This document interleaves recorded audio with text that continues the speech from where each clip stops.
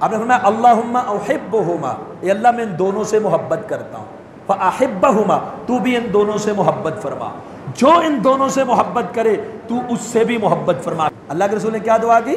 فاحب من یحبہما، اللہ تو ان دونوں سے محبت کر، میں بھی کرتا ہوں، جو ان سے محبت کرے تو ان سے بھی محبت کر۔ تو ایک مسلمان کا یہ فرمان سن کے سینہ ٹھر جانا چاہیے، جس کے دل میں یہ سچی محبت ہے، عقیدت ہے، احترام ہے، اس کا سینہ ٹھر جانا چاہیے کہ اللہ کا محبوب بننے کا یہ بہت بڑا کیا ہے؟ ذریعہ ہے۔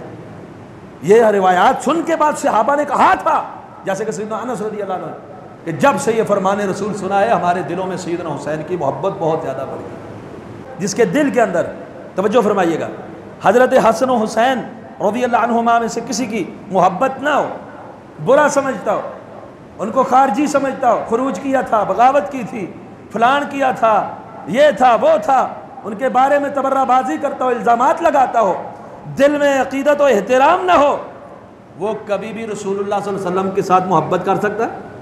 جسے محبت رسول نہ ہو، ہم اس کو ایمان والا ماننے کے لیے تیار ہی نہیں ہے۔ یہ ہمارا نظریہ ہے، یہ ہمارا موقف ہے، یہ ہماری عقیدت ہے۔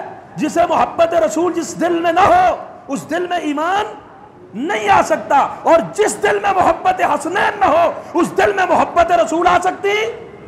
کبھی بھی وہ رسول اللہ کا عاشق نہیں، محب نہیں، پیار کرنے والا نہیں ہے جس کے دل میں خانوادہ رسول کا احترام، محبت اور عقیدت نہیں ہے۔ یاد رکھیے، اور یہ بات جذباتی نہیں، یہ بات خیالاتی اور تصوراتی نہیں ہے۔ اہل حدیث کا منہج کتاب و سنت کے اوپر ہوتا ہے۔ ابن ماجہ کی حدیث نمبر 143، من احب الحسن والحسین فقد احبنی، یہ فرمان رسول آ گیا، کہا جس نے بھی حضرت حسن اور حضرت حسین رضی اللہ عنہما سے محبت کی، فقد احبنی، اسی نے یقیناً مجھ سے محبت کی، یعنی میری محبت اسی کے دل میں ہے۔ میرا محب وہی ہے جس کے دل میں کس کی محبت ہے؟ حسن و حسین کی۔ کیا نتیجہ نکلتا ہے؟ جس کے دل میں حسن و حسین کی محبت نہ ہو وہ محب رسول ہو سکتا؟ یہ نتیجہ نکلتا ہے کہ نہیں نکلتا؟ من احب الحسن والحسین فقد احبنی، جس نے حسن حسین سے محبت کی اسی نے گویا مجھ سے محبت کی۔ مفہوم یہی ہے نا کہ جس نے ان سے محبت نہیں کی وہ میرا محب بھی ہو سکتا؟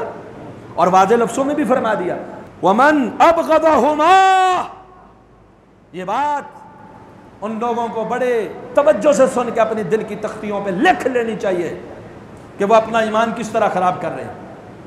یہ صرف تاریخی باتیں نہیں، اور یہ صرف تاریخ کے واقعات نہیں کہ ہم کہیں جی اللہ نے ہم سے صرف پوچھنا ہے کہ تیرا رب کون ہے، تیرا دین کیا ہے اور تیرا نبی کون ہے، بس اتنا کافی ہے، باقی خیر ہے جی وہ سیاسیات تھی، فلان تھا، لڑائیاں تھی، جنگیں تھی، یہ تھا وہ تھا، نہیں۔ من ابغضہما، واقعہ جو بھی ہو، تاریخ جو بھی کہتی ہو، جس کے دل میں حسنین کریمین کی نفرت اور بغض، معاذ اللہ استغفر اللہ آ گئی، ایمان کا بیڑا غرق ہو گیا، من ابغضہما فقد ابغضنی، جس نے ان دونوں سے بغض رکھا گویا اس نے مجھ سے بغض رکھا۔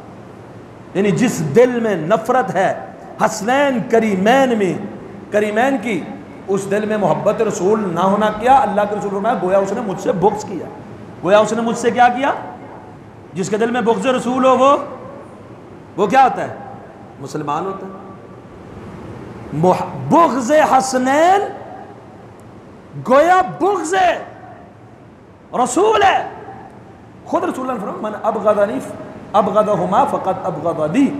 اس لیے حضرات ان کی محبت معیار ایمان بھی ہے، معیار ایمان بھی ہے۔